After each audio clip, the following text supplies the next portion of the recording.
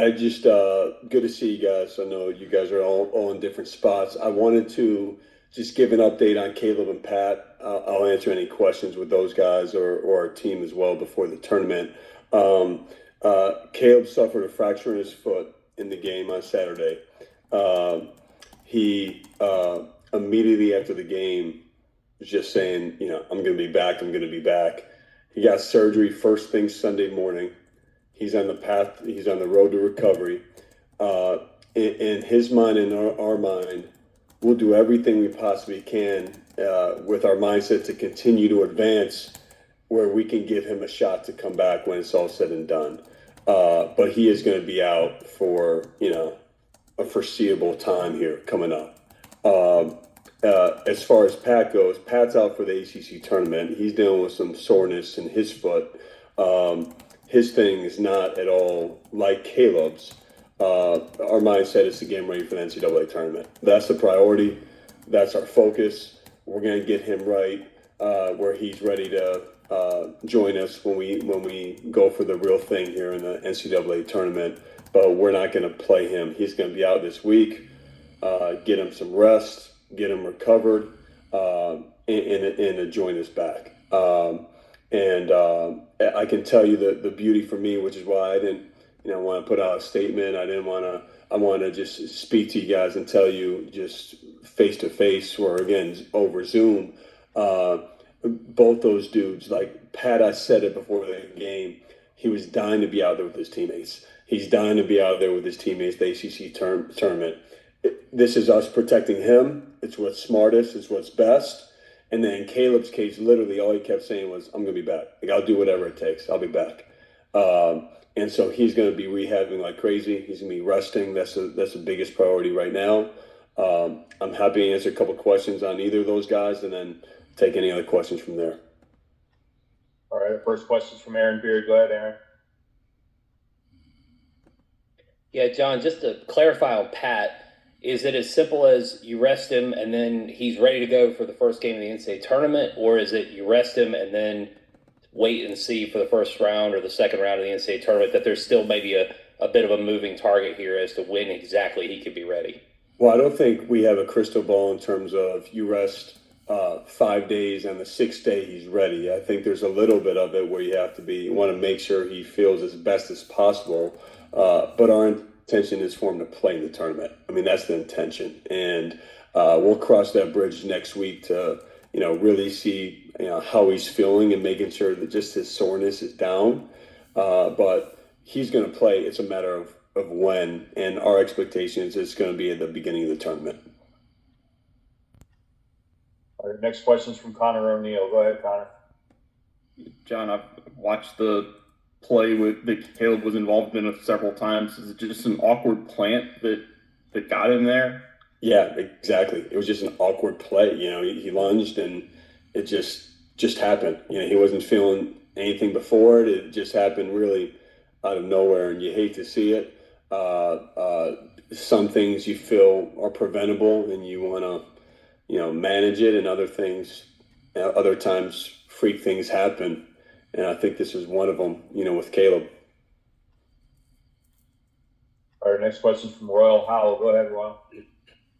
Coach, how does this pretty much change your progression of getting, depth and, getting those role players suited for, ACC tournament and March Madness? Well, I would just say I think, our team is determined, to come right back on Thursday and to pick up where we left off, understanding that it's different without, both of those guys, of course. I mean, those guys are a huge part of what we've done, but we're not changing the way we play. We're not changing how we defend and how we guard. I think part of the beauty of what we've done this season by playing 9 guys and, Darren getting back in that rotation the way that he's played, all 7 guys are impactful players, and you can have a really good rotation with those guys.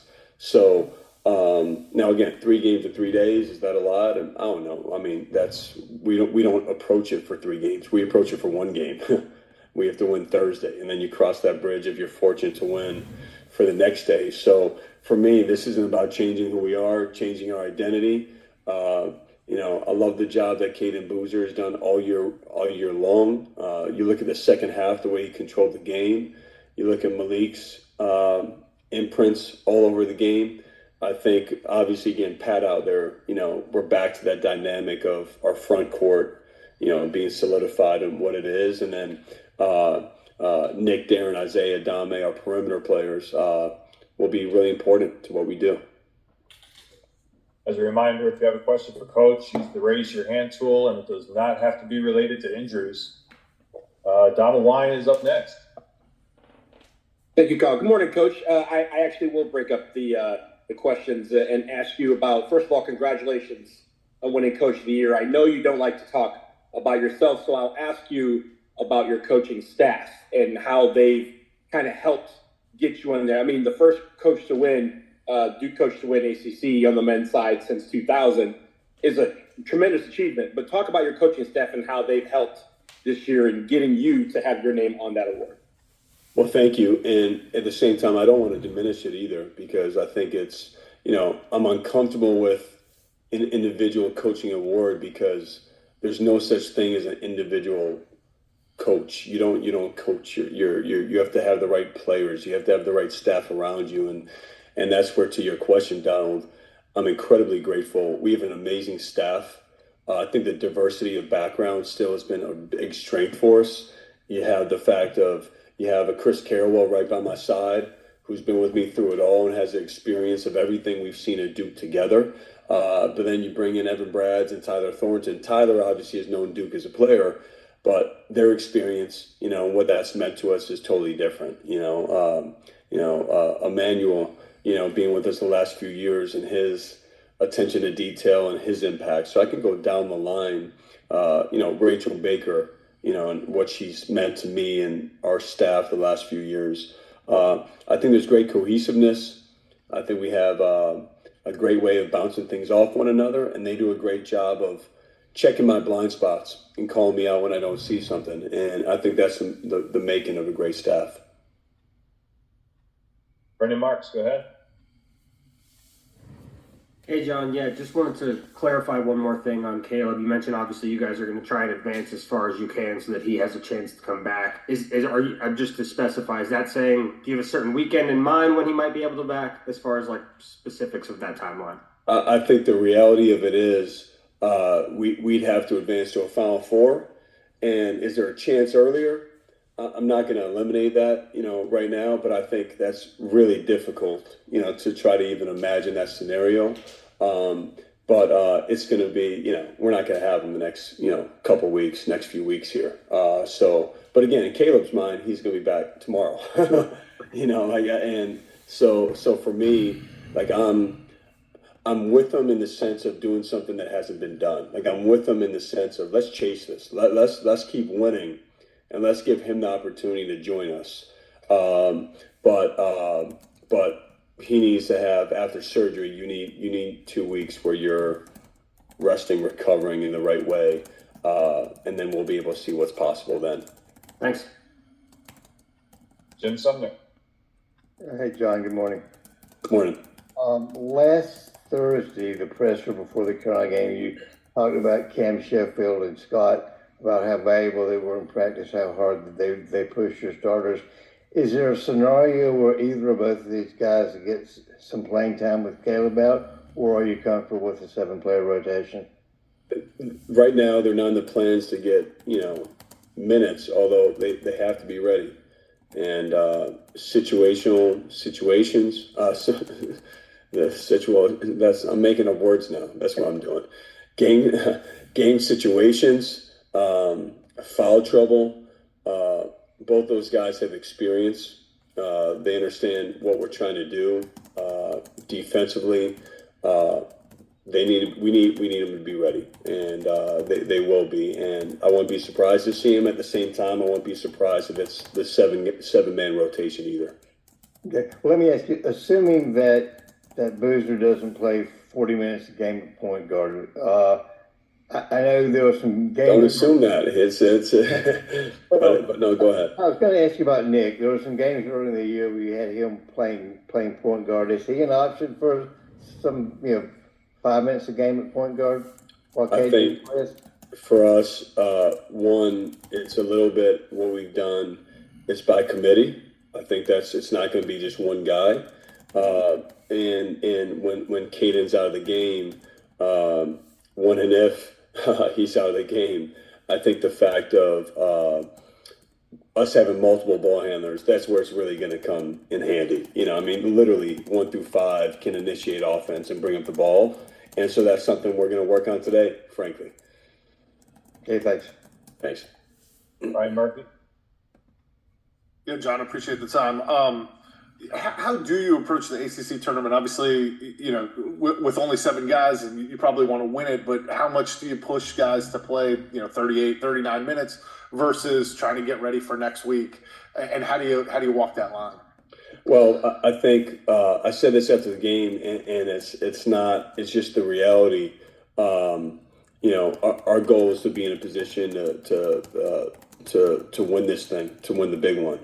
And 3 games in 3 days can take a lot out of you. I don't even think we approach it thinking that way. Like, for me, it's let's win Thursday. Like, how can we be at our best for Thursday? How can we play to our habits? I don't want to out trick somebody, to win. Like, we got to make sure we adjust and adapt to be smart with who we have.